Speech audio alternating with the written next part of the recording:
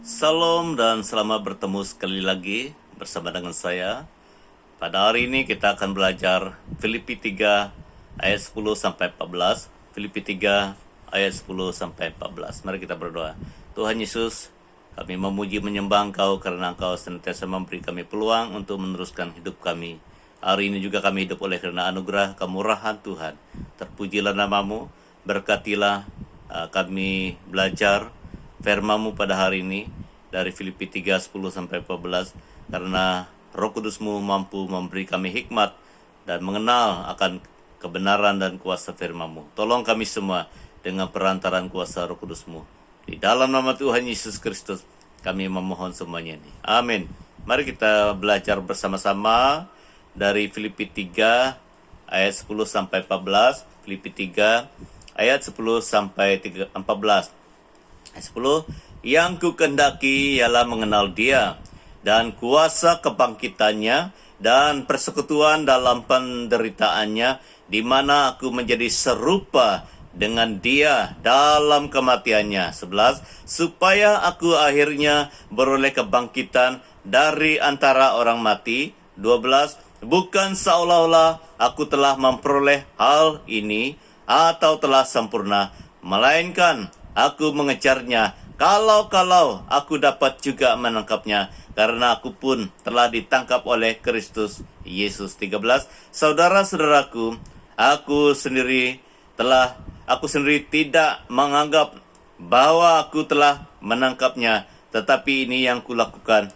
Aku melupakan apa yang telah di belakangku dan mengarahkan diri kepada apa yang di hadapanku, dan berlari-lari kepada tujuan untuk memperoleh hadiah, yaitu panggilan surgawi dari Allah dalam Kristus Yesus. Puji Tuhan. Ini merupakan pengakuan Rasul Paulus, seorang rasul yang begitu berkelibar, dipakai Tuhan dengan banyak karunia, urapan yang khusus, telah mengenal Kristus secara pribadi, semakin dalam. Selama dia hidup bagi Tuhan, selama dia melayani Tuhan, dia senantiasa terus mendalam mengenali Yesus Tuhan kita. Ini merupakan satu hal yang sangat penting yang perlu terjadi dalam kehidupan kita. Semakin lama kita kenal Tuhan, semakin lama kita melayani Tuhan, sebenarnya kita semakin mengenal Dia, semakin dalam mengenal Kristus. Ini yang sesungguhnya, yang normal.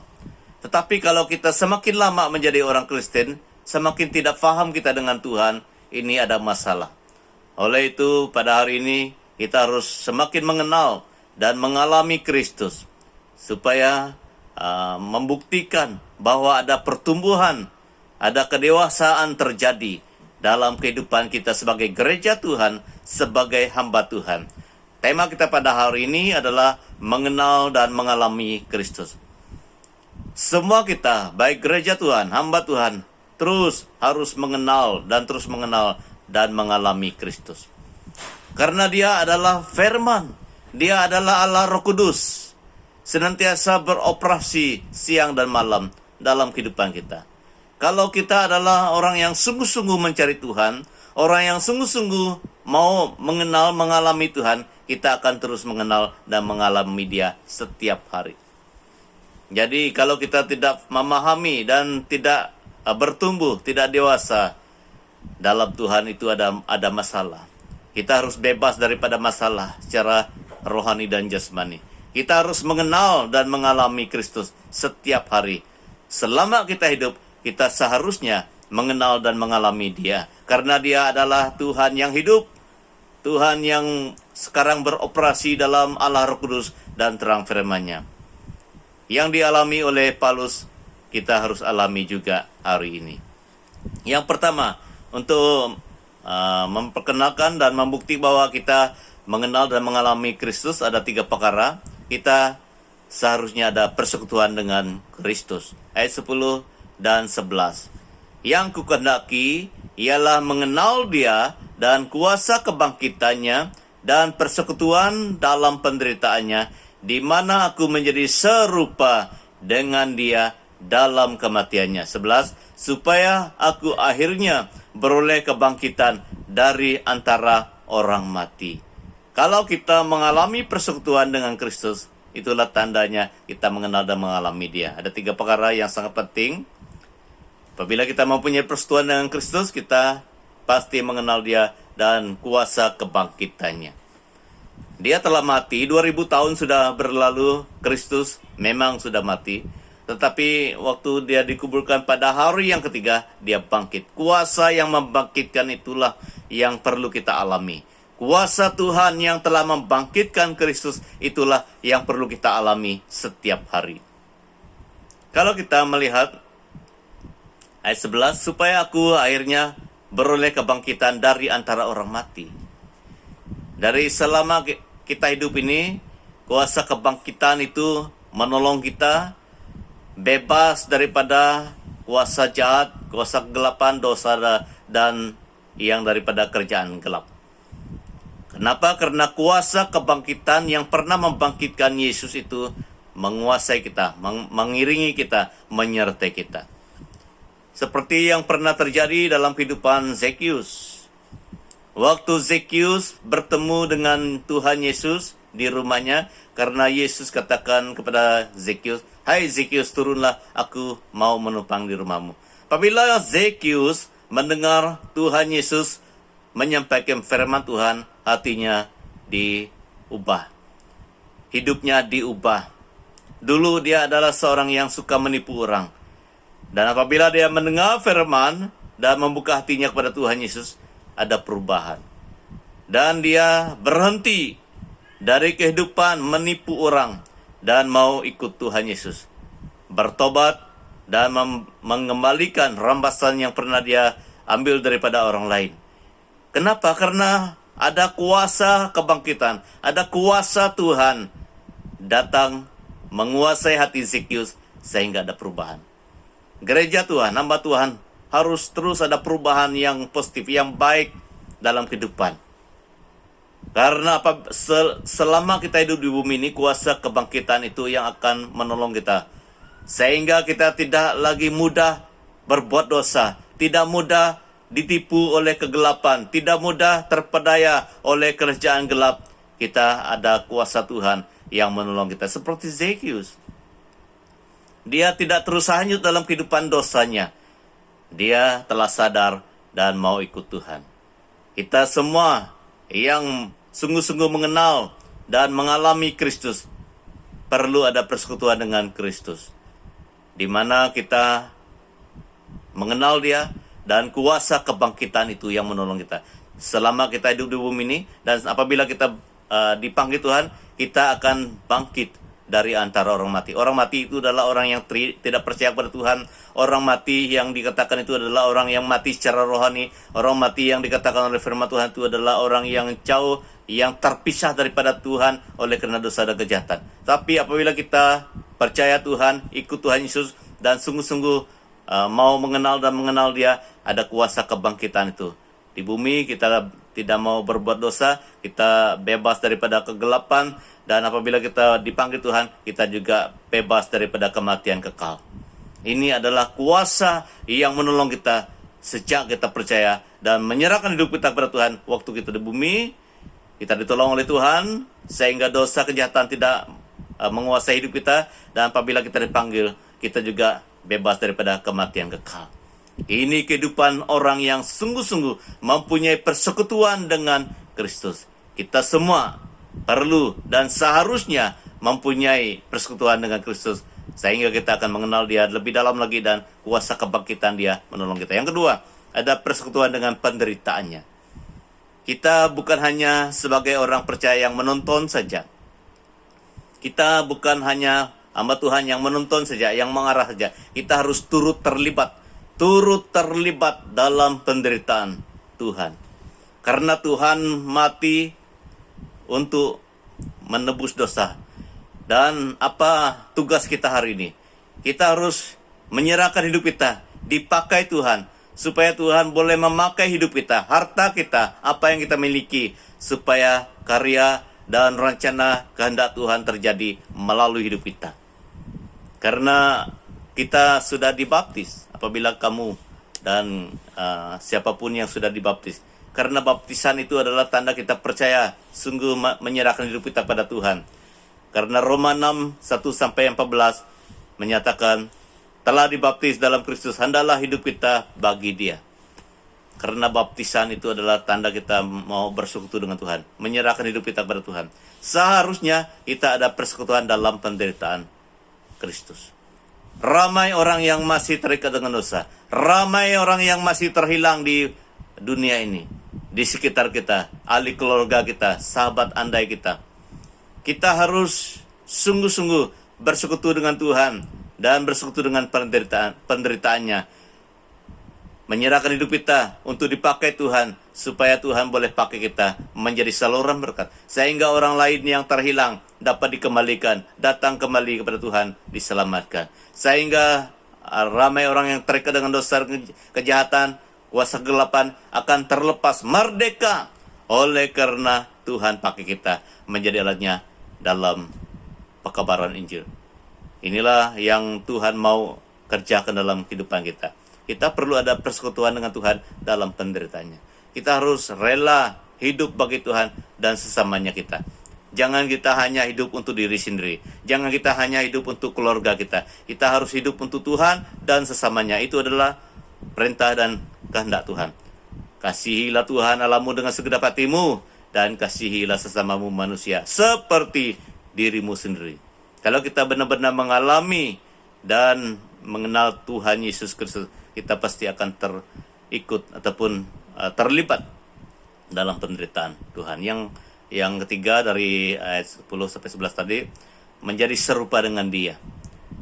Ini adalah tanda kita ada persekutuan dengan Kristus. Kita menjadi serupa dengan Dia dalam kematiannya. Dalam kematiannya. Jadi apa artinya Dia disalibkan? Dia disalibkan supaya kuasa kedagingan dosa juga turut tersalib. Dan apabila Dia bangkit, semuanya dikalahkan. Jadi kita harus mematikan kedagingan dosa yang ada dalam diri kita, menjadi serupa dengan Dia. Karena visi, wawasan Tuhan adalah mengalahkan dosa, kuasa gelap, dan kejahatan. Jadi wawasan dan visi kita harus serupa dengan Tuhan, menjadi serupa dengan Dia dalam kematiannya. Karena Tuhan rela datang untuk membebaskan kita, memerdekakan kita dari dosa dan kejahatan. Kita juga harus terlibat dalam visi wawasan Tuhan. Jangan biarkan hidup kita terus hanyut dengan dosa dan kejahatan. Kita harus menjadi serupa dengan Dia dalam kematiannya, karena visi Tuhan adalah mengalahkan dosa, kematian, dan juga kematian artinya kematian secara rohani, dan ikatan dosa. Itu juga visi dan wawasan kita. Kita harus menjadi sama dengan Tuhan. Jadi itu yang membuktikan bahwa kita ada persekutuan dengan Kristus. Yang kedua, apabila kita mengenal dan mengalami Kristus, kita akan tetap melangkah maju. Ayat 12. Ayat 12 menyatakan, bukan seolah-olah aku telah memperoleh hal ini atau telah sempurna, melainkan aku mengejarnya kalau aku dapat juga menangkapnya. Karena aku pun telah ditangkap oleh Kristus Yesus. Ini kesadaran dalam diri Paulus. Dia sadar bahwa dia adalah seorang yang harus terus melangkah maju, dan harus sadar bahwa dia belum sempurna, dan dia juga harus menjadi seorang yang rendah hati di depan Tuhan. Sama dengan kita juga. Apabila kita tetap melangkah maju ke depan bersama dengan Tuhan, kita akan menjadi seorang yang rendah hati dan mengakui bahwa belum sempurna. Tidak puas hati dengan apa yang ada sekarang, tapi terus mau belajar dengan Tuhan. Itu artinya bukan seolah-olah aku telah memperoleh hal ini atau telah sempurna. Bukan, Paulus jelaskan seperti ini, dia belum mengenal dengan sempurna tentang Kristus, tetapi dia terus berusaha. Ini adalah sikap orang yang rendah hati. Sikap Paulus yang penuh dengan firman, yang penuh dengan Roh Kudus, rendah hati. Kita semua, gereja Tuhan, hamba Tuhan, harus rendah hati. Jangan sombong dengan apa yang sudah kita miliki hari ini. Jangan sombong karena kita sudah lama melayani. Jangan sombong karena kita sudah tinggi pendidikan, teologi dan sebagainya. Tapi mempunyai jawatan dan sebagainya. Mempunyai apapun yang kita miliki. Ini adalah anugerah Tuhan. Mulai dari nafas hidup kita adalah anugerah Tuhan, pemberian Tuhan yang cuma-cuma. Sehingga kita harus rendah hati.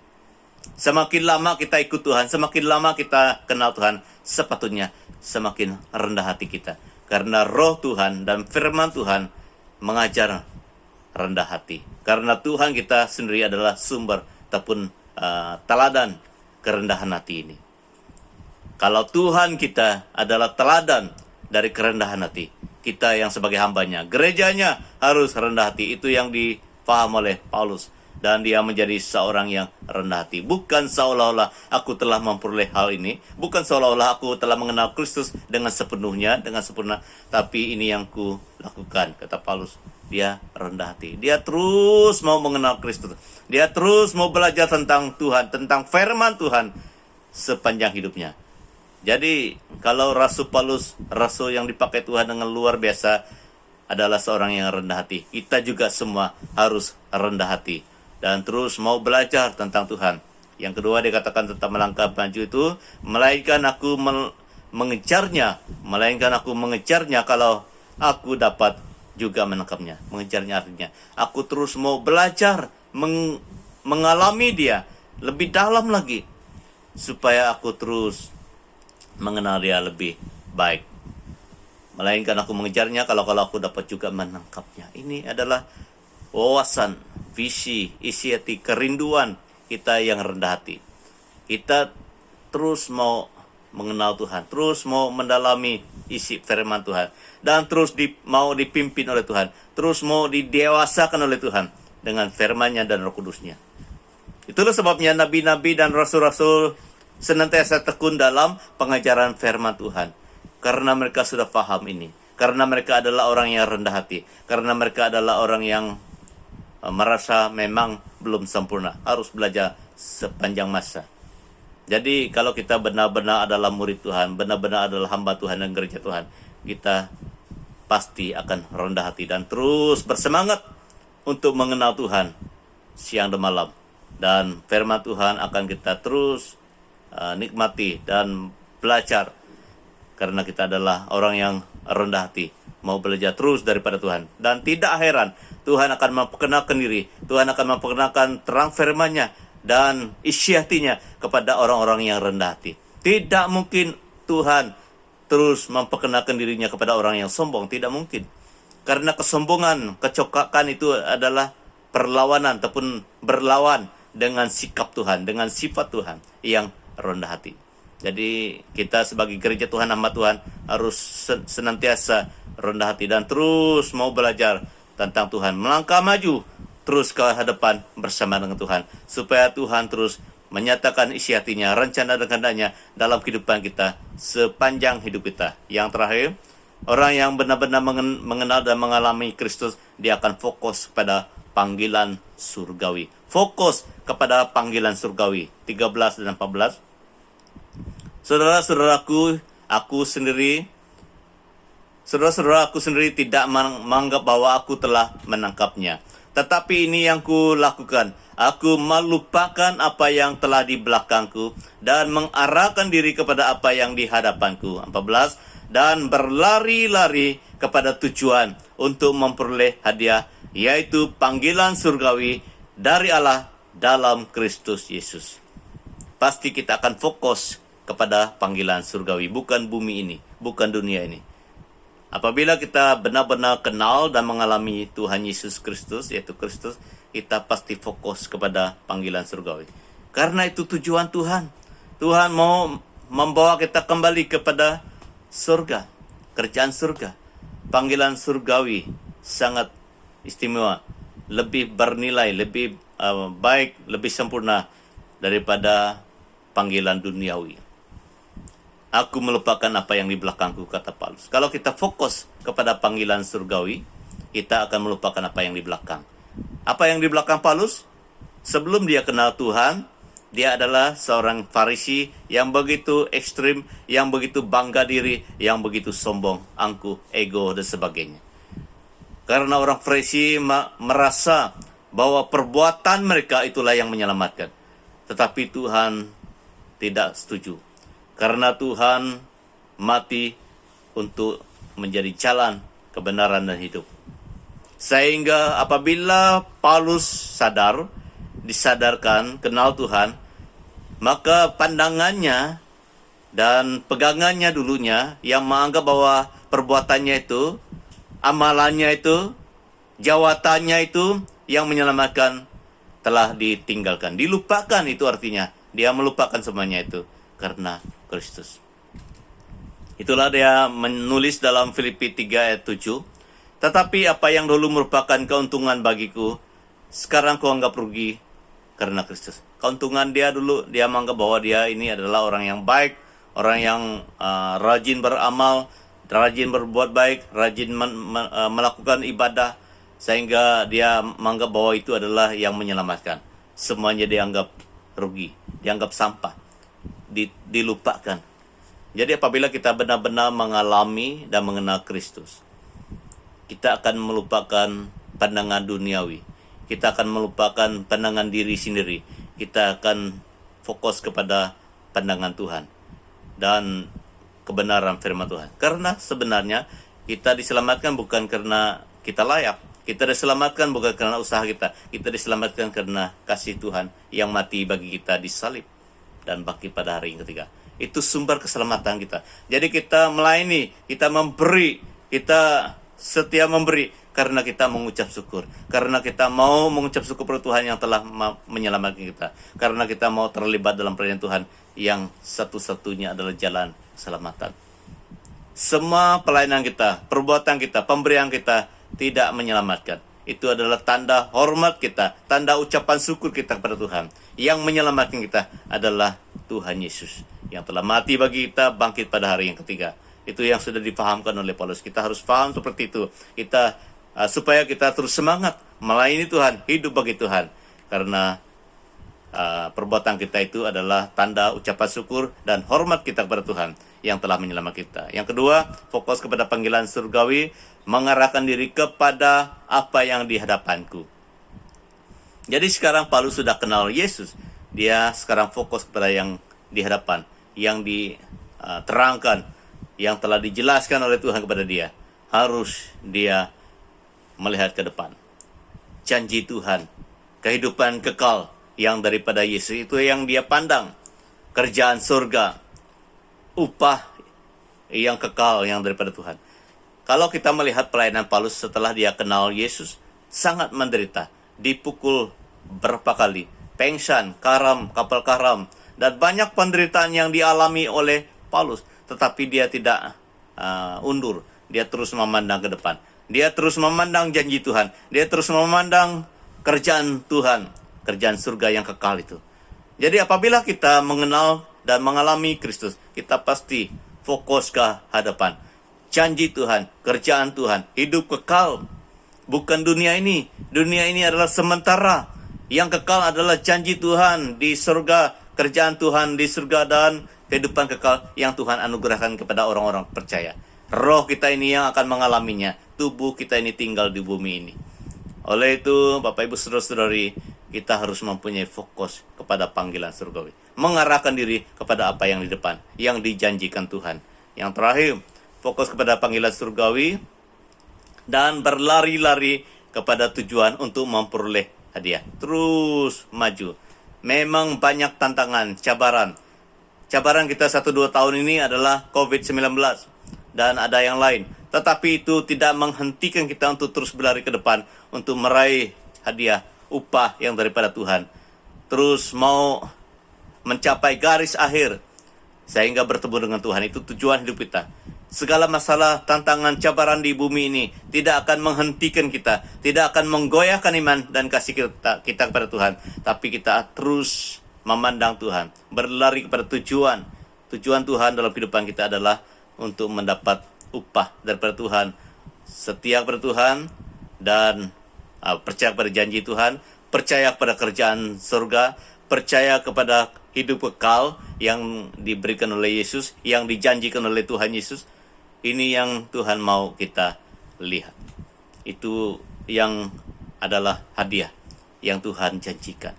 Jadi apabila kita benar-benar mempunyai pengenalan dan mengalami Kristus, setiap hari kita terus mengenal dan mengalami Dia, kita pasti ada persekutuan dengan Dia. Ayat 10, kita pasti terus melangkah. Ayat 12, dan kita akan fokus kepada panggilan surgawi. Dunia ini bukan fokus kita, tetapi fokus kita adalah janji Tuhan, kerjaan Tuhan, dan upah yang kekal, hidup yang kekal yang daripada Tuhan. Mari kita berdoa. Tuhan Yesus, kami sangat bersyukur karena Engkau senantiasa mengajar kami. Tolong kami semua Tuhan, supaya kami semakin hari dan terus mengenal Engkau dan mengalami Engkau Tuhan, sehingga kami senantiasa mempunyai persekutuan dengan Engkau semakin erat lagi, dan kami terus melangkah maju menurut tujuan Tuhan dan fokus kepada panggilan surgawi. Tolong kami semua Tuhan, agar kami mempunyai pengenalan dan terus mengalami Engkau semakin dalam, semakin erat lagi, sehingga kami terus mengenal Engkau semakin dalam lagi Tuhan. Terima kasih. Tolong kami semua dengan perantaraan kuasa Roh Kudus-Mu, dan biarlah terang firman-Mu terus menerangi hati dan kehidupan kami. Haleluya. Dan tolong kami untuk melakukan semua firman-Mu ini. Dalam nama Tuhan Yesus Kristus kami mohon semuanya ini. Amin. Tuhan berkati kita semua. Maju terus dalam Tuhan Yesus Kristus. Amin.